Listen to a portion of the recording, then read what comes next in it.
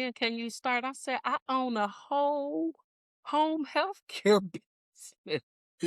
Wow. So I started out as a college professor. And of course, I would have a story to how I even got to teach in college. Yeah.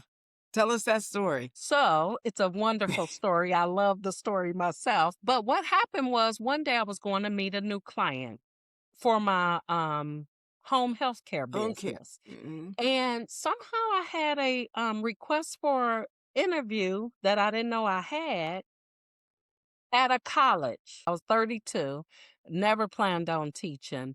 And what happened was I had on an orange peasant skirt with some orange wedges, orange And you're nose. gonna say that. And so I'm like, let me stop in this interview. Like, I don't need to dress because I'm not trying to get the job. I really only went to see What how they were did you talking get about. my information? Because I never applied. So how did you get my Huh. resume? That was the only reason I went. Yeah, where did you find me to want to teach anything? So I get in there in the appointment, and me and the lady having the best conversation.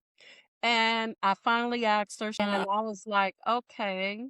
So we laughed, we had a good time. And she said, well, let me ask you a serious question. And I said, go right ahead.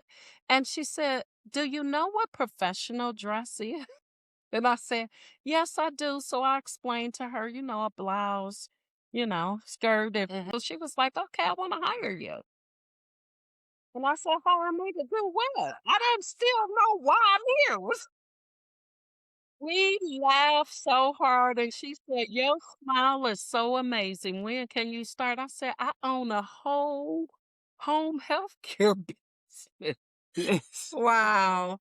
Wow. So I did take the job.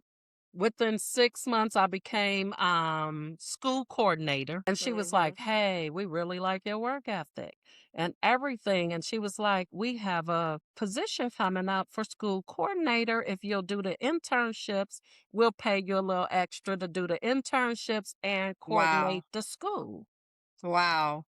So I'm Hmm. like, okay, I can do it.